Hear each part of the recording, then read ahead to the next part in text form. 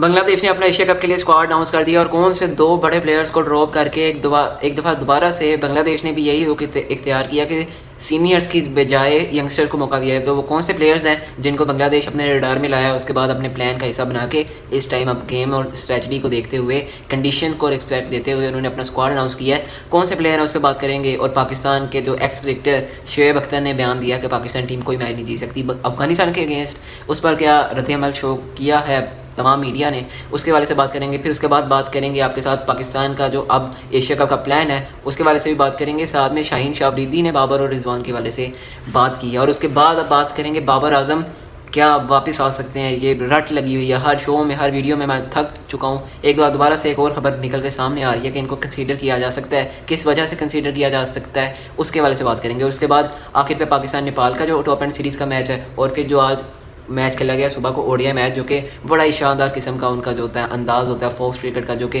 Hawkeye का एक system होता है। और जितना भी ब्रॉडकास्टर हैं इनके फॉक्स क्रिकेट के, जो कि ऑस्ट्रेलिया में आपको अमूमन देखने को मिलते हैं, कमाल किस्म की नशरियात वहाँ पे देखने को मिलती है। जब भी क्रिकेट हमें ऑस्ट्रेलिया के होम ग्राउंड में होती हुई दिखती है तो बेहतरीन किस्म की सीरीज़ होती हुई दिखती है। तो वहाँ पर आज खेला गया तीसरा आपका दूसरा मेरे ख्याल से आपका ओडीआई मैच खेला गया, जिसमें ऑस्ट्रेलिया साउथ अफ्रीका के मबैन जो है दूसरा ओडीआई मैच खेला गया, उसके रिव्यू करेंगे उसको। और पाकिस्तान नेपाल का जो एंड पे जो नेपाल के साथ पाकिस्तान ने आज आखिरी मैच खेला तो उसके ऊपर भी बात करेंगे। चैनल पे नहीं है पहली दफ़ा चैनल को लाजमी सब्सक्राइब करें, बेल आइकन को दबाएं ताकि नई आने वाली वीडियोस आपको जल्द से जल्द मिल सकें। बात का आगाज़ करते हैं बांग्लादेश के स्क्वाड के वाले से। बांग्लादेश ने अपना स्क्वाड अनाउंस कर दिया। बांग्लादेश ने स्क्वाड में अपनी कौन कौन सी तब्दीली की है। मेहदी हसन नहीं है इसमें।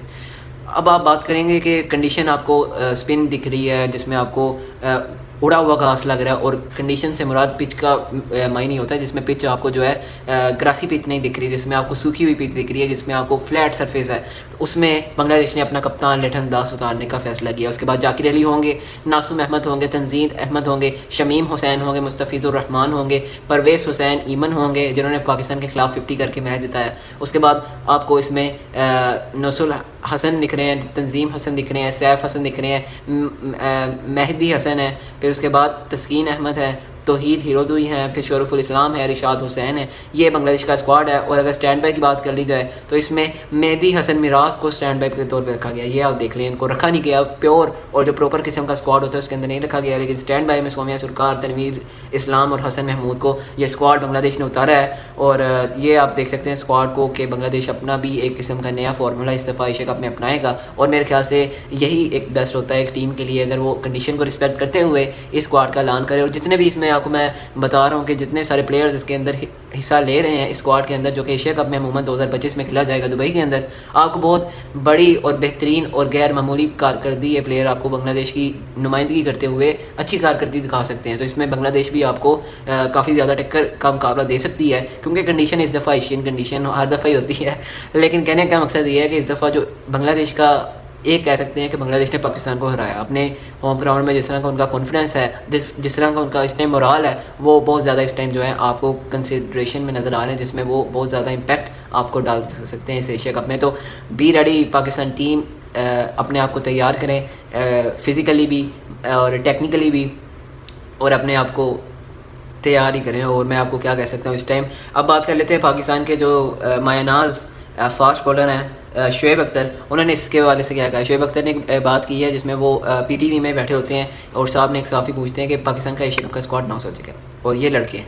उन्होंने कहा यही लड़के हैं, उन्होंने कहा जी यही लड़के हैं। तो बताएं कि क्या आपकी एक्सपेक्टेशंस हैं ट्राई नेशन सीरीज़ पे, अगर आपकी नज़र है तो बताइए पाकिस्तान का क्या नतीजा निकलेगा। पाकिस्तान ने अपने 2 मैच अफगानिस्तान के साथ खेले, 2 यूएई के साथ खेले, नतीजा क्या निकलेगा, पाकिस्तान की प्लेइंग 11 क्या होगी, पाकिस्तान का स्क्वाड क्या होगा। उन्होंने तो सबसे पहले मायूसी का इज़हार करते हुए कहा, मैं तो भाईजान आपको ये मशवरा दूंगा, आपको ट्राई नेशन सीरीज़ बहुत बुरी तरह जो है वो गले पड़ सकती है। गले से मुराद आप ट्राई नेशन सीरीज़ बहुत बुरी तरह आ सकते हैं। अफगानिस्तान आपको 2 के 2 मैचों में हराएगा। ये आपको कहना किसका है, शोएब अख्तर आपको विषय से बात कर रहे हैं। बजाय सपोर्ट करने के इस यंगस्टर्स की टीम को, इस यंग गन्स को, आप दोबारा अगेन उनका मोराल डाउन कर रहे हैं। जिस तरह से पाकिस्तान की कौम लगी हुई है बाबर को लाने के चक्कर में, पूरी पाकिस्तान टीम का मोराल, पाकिस्तान की टीम से मुराद क्या है, सलमान अली अगर पहली दफ़ा कप्तान बना, उसके बाद साइम अयूब, उसके बाद साहिबजादा फरहान, जो कि मौका नहीं मिल रहा था, किसका करके, बाबर का करके। बाबर नंबर नहीं अपना बदल रहा था, और एक कप्तान होने की हैसियत से आपको ये ज़िम्मेदारी का एहसास होना चाहिए कि मेरे प्लेयर को किस तरह का मयार चाहिए, किस तरह का इन्वायरमेंट चाहिए जिसमें वो एग्जिस्ट कर सके, और मुझे उससे परफॉर्मेंस चाहिए।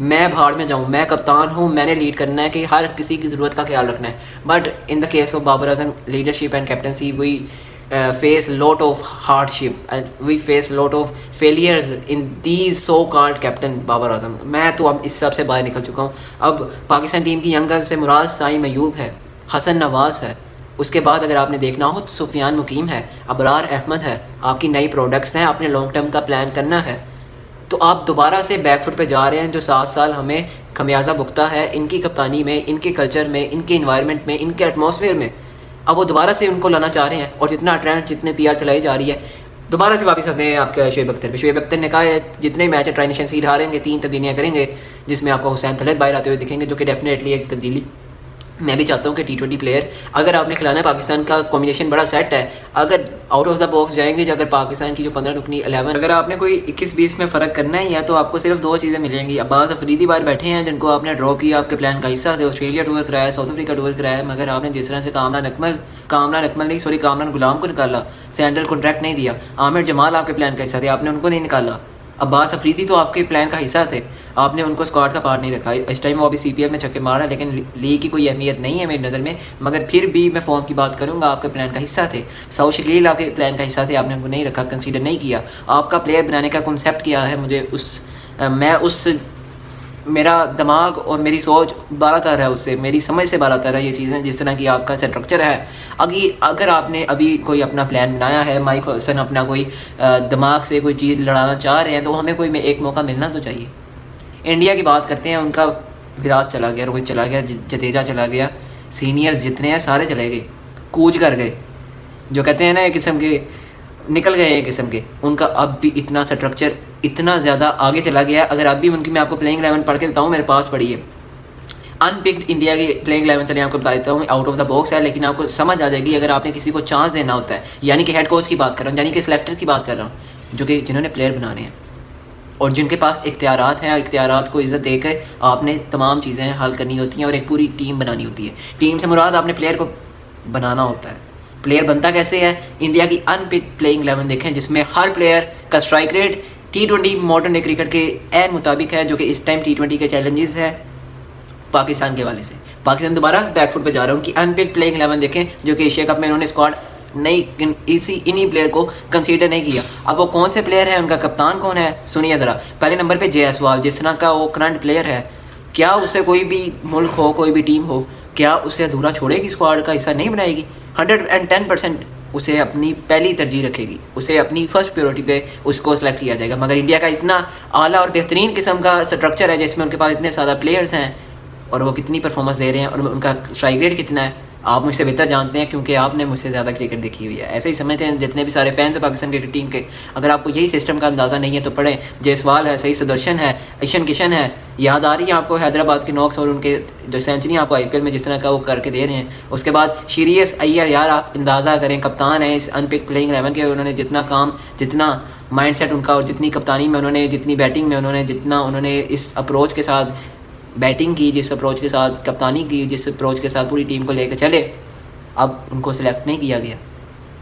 वो कितना कैसा प्लेयर होगा कि जिसने इतनी परफॉर्मेंस दिखाई, 650 और 750 से ज़्यादा स्कोर है, 175 का स्ट्राइक रेट है, 50 से ज़्यादा की इकोनॉमी है, उससे इंडियन टीम सेलेक्ट नहीं करी, क्योंकि इतने ज़्यादा प्लेयर्स हैं। किस किस को रखे और किस किस का स्क्वाड में पिक करे और किस किस को 15 रुकनी रखे, 17 रुकनी रखे, इतने ज़्यादा प्लेयर्स अभी भी अधूरे रह जाते हैं। अब उसके बाद देखें, रेयान पारक है, कप्तान है राजस्थान रॉयल्स के, इतनी आला शानदार परफॉर्मेंस इस मिडल ऑर्डर का असासा हो सकता है एक टीम के लिए, एक मुकम्मल पैकेज के लिए, जो कि मिडल ऑर्डर में आपको ज़रूरत होती है। उसके बाद रवि बिश्नोई, आपके बाबर को उसने एशिया कप में आउट किया हुआ है, जाके देख लें हाईलाइट्स को।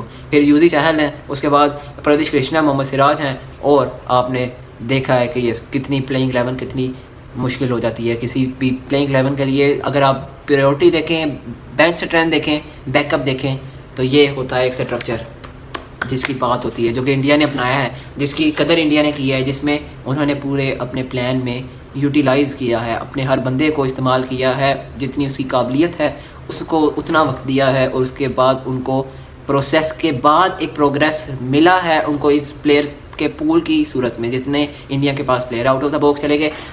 शोएब अख्तर को मेरे ख्याल से अपने अल्फाज वापस लेना चाहिए। वो कहते हैं मेरा नाम बदल देना, पाकिस्तान ट्राई नेशन सीरीज़ आ रहा है। आपका अगर पाकिस्तान ट्राई नेशन सीरीज़ जीत जाए, आपका नाम क्या रखें फिर?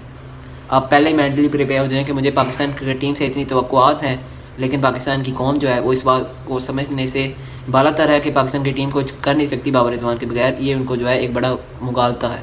अब बात कर लेते हैं बाबर आजम की सूरत में पाकिस्तान टीम में आ सकते हैं। सिर्फ 1 मिनट आपका लूँगा और बाबर को जो है इसमें ख़त्म कर देंगे बात को। देखें बाबर आजम किस सूरत इस टीम में आ सकते हैं। बाबर आजम इस टाइम वो गनी जो टोनी है उसके अंदर शायद वो सिलेक्शन हो जाए उनकी और वो उस टीम से खेलते हुए नजर आए। इस टाइम तो हमें वहाँ पे प्रैक्टिस करते हुए हमें बाबर आजम नज़र आ रहे हैं, मगर बहरहाल बात बहुत हो रही है उनको लेके। बाबर का मेन कंसर्न था फ़खर जमान की वजह से। बाबर का मेन कंसर्न फ़खर जमान के साथ था। फ़खर जमान इंजर्ड होंगे तो बाबर को उनकी रिप्लेसमेंट के तौर पर रख लिया जाएगा। बाबर उनके नंबर पे खेल लेंगे वन डाउन आके, लेकिन बाबर तो ओपनिंग करते थे। ओपनर अब देखा जाए तो आपको यही क्लैरिटी और यही इसके ऊपर क्लैरिफिकेशन के तौर पे कोच साहब आए थे फ्रंट ऑफ द मीडिया। उन्होंने ये आके क्लियर किया हमारे पास साइम है, हमारे पास फ़खर जमान है, साइफ ज़्यादा फरहान है। बाबर ओपन करते थे, अब वो कौन से नंबर पर खेलेंगे? और अगर आप वो वन डाउन खेलना चाहें तो क्या वो अपना स्ट्राइक रेट इंप्रूव कर सकते हैं? अगर ऊपर से कोई प्लेयर आउट हो तो कोई चेज़ करना हो टारगेट तो विराट कोहली की तरह चेज़ कर सकते हैं आप उनको, ये क्या कहते हैं, उनसे ये अंदाज़ा रख सकते हैं, उनको उनके ऊपर पूरा इत्मीनान कर सकते हैं? नहीं कर सकते, क्योंकि उन्होंने हमें जब भी ऐसी परफॉर्मेंसेस करके दिखाई है कि हम मायूस हो जाते हैं। जब भी उनसे परफॉर्मेंस मांगने का टाइम आता है वो डग आउट में बैठे हमें नज़र आते हैं। 1-2 मिनटों में वो जो है उनका खाता जो है वो खुल जाता है। बहरहाल बात सिर्फ इतनी सी है। सलमान अली आगा के साथ आप गए हैं, आपका प्लान ये है कि इन सब सीनियर्स के बगैर पाकिस्तान डोमिनेट करता हुआ नजर आए। डोमिनेट इस सूरत में करेगा कि जब उनको सपोर्ट मिलेगी, फ्री हैंड कर दिया जाएगा, कप्तान आप जाएँ लड़ाएँ अपनी टीम को। आपके पास साइम अयूब है, फ़खर जमान फौजी है, सीनियर प्लेयर के तौर पे बहुत ज़्यादा सीनियर प्लेयर इस टीम में भी शामिल हैं। Hasan Ali as a senior player का रोल जो कि रोल है वो इस्तेमाल करेंगे। उसके बाद शाहीन शाह अफरीदी का भी बयान आया था इसके ऊपर, वो भी आगे जाके बताता हूँ। मगर फ़िलहाल आपको क्लियर कर दूँ कि क्लैरिटी क्या होती है। क्लैरिटी ये होती है कि कप्तान पूरी नेशन पीछे स्टैंड कर रही हो कि बताएँ जाके कि हम पाकिस्तान की टीम है और मैं कप्तान लीड कर रहा हूँ पूरी इन 10 प्लेयर्स को। मैं 11वां खिलाड़ी हूँ, 12वां खिलाड़ी नहीं हूँ, इस टीम का कप्तान हूँ। मैं बताऊँगा कि आपको पाकिस्तान की टीम क्या है और मॉडर्न डे क्रिकेट खेल के बताएंगे पूरे ये 10 के 10 लड़के बीच में, मैं मुझ समेत 11 लड़के मॉडर्न डे क्रिकेट खेलेंगे, अटैकिंग क्रिकेट खेलेंगे। जिनको ड्रॉप किया गया है वो अटैकिंग क्रिकेट नहीं खेलते तो ड्रॉप किए गए हैं। अब पाकिस्तान की परफॉर्मेंस क्या होगी? शाहीन शाह अफरीदी से सवाल पूछा गया, बताएं अब ड्रॉप पाकिस्तान कौन कौन से प्लेयर होंगे उन बैठाएगा कौन? हुसैन तलत पे कंसर्न है और उसके बाद आप जो है फ़खर जमान पे कंसर्न करके इनको ड्रॉप कर सकते हैं। और पीछे कौन बैठे हैं?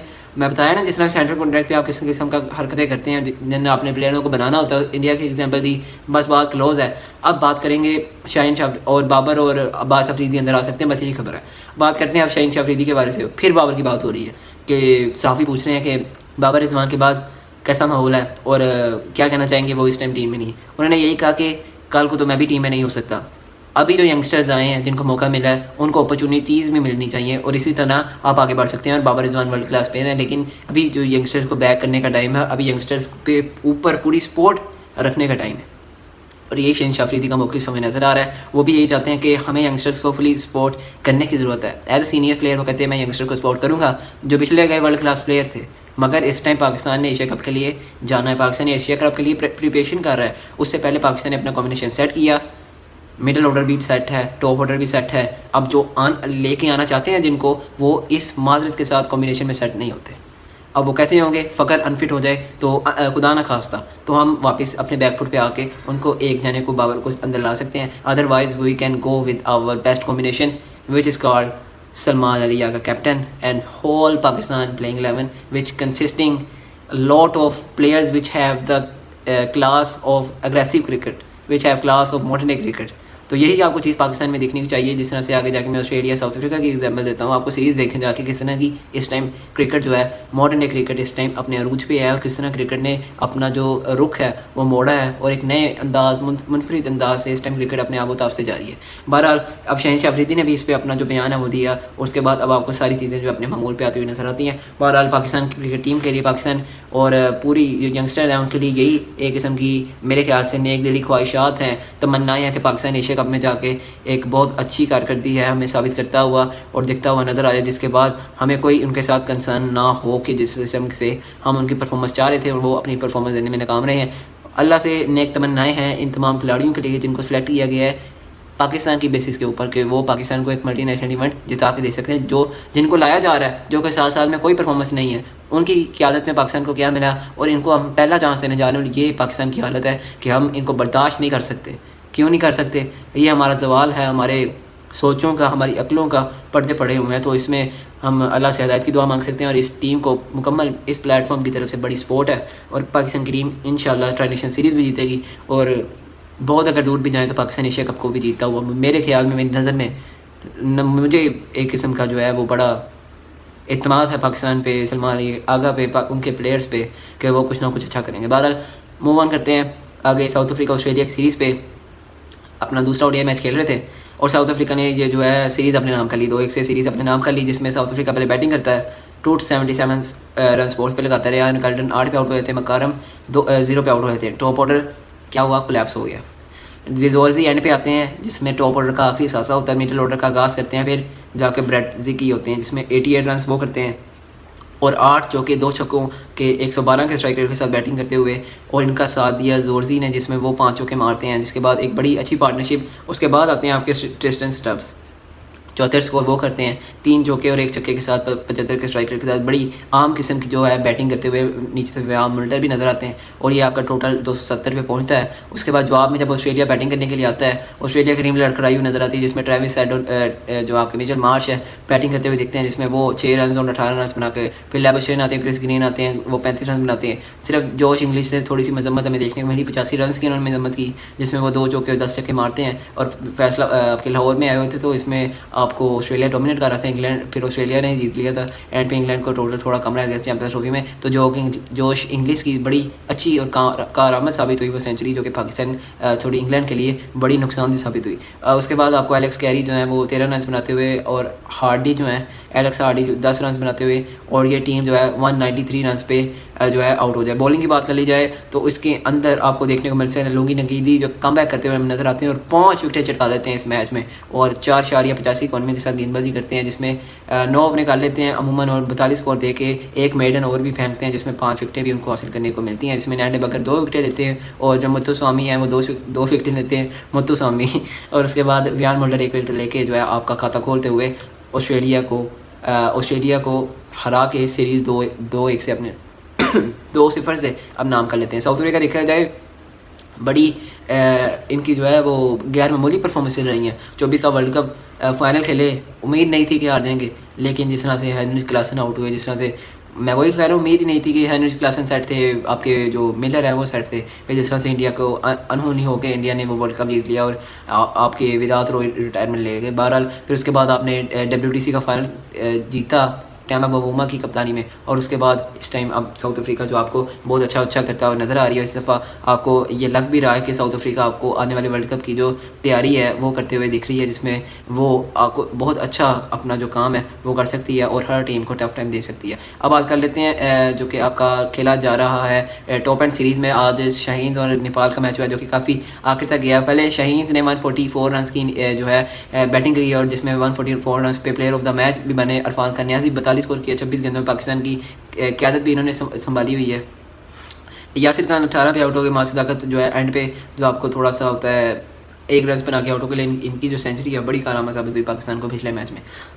मोहम्मद फाइक 2 स्कोर, अब्दुल समद 26 स्कोर किया और उसके बाद आपके नीचे से इरफान खान नियाज़ी ने नीचे से टेल का जो और अपना काबिलियत को इस्तेमाल करते हुए 42 स्कोर की शानदार इनिंग खेली, जिसमें मोहम्मद वसीम जूनियर 23 स्कोर भी करते हैं और पाकिस्तान का टोटल 144 रन पे महदूद रहो कि 9 विकेटें पाकिस्तान की गिर जाती हैं। उसके बाद नेपाल बैटिंग करने आता है, आखिरी 4 गेंदों में 4 स्कोर चाहिए होता है, 1 रन से पाकिस्तान मैच जीतता है, जिसमें अगर पाकिस्तान के बॉलिंग की बात कर ली जाए तो इसमें आपको शानदार अगर देखा जाए तो इसमें आपको शानदार किस्म की जो बॉलिंग है वो आपको देखने को मिलती है। आपके जो कि फैसल अकरम है 2 क्रूशल टाइम पे विकेटें लेते हैं और ये एक किस्म के तैयार खड़े हैं जिसने इनकी बेहतरीन किस्म की 2 इन्होंने मेरे ख्याल से 5 दफ़ा विकेटें ली और इस टॉप विकेट टेकर पाकिस्तान की साइड के हैं और बेहतरीन किस्म के आपके जो है स्पिनर है तैयार है, बस पाकिस्तान ने मौका देना है तो ये बहुत अच्छा करने के लिए तैयार है। सुफियान अबरार के बाद फैसल अकरम आपकी इस दौड़ में शामिल हो चुके हैं, इस लाइन में शामिल हो चुके हैं, जिसमें आपके पास एक प्रॉपर किस्म का जेन्युइन और जो कि फुल टाइम स्पिनर होता है जिसकी आपको लोड है बहुत ज़्यादा। तो मेरे ख्याल से फैसल अकरम वो आपको किरदार अदा करते हुए निभाते हुए वो बड़े अच्छे तरीके से आपको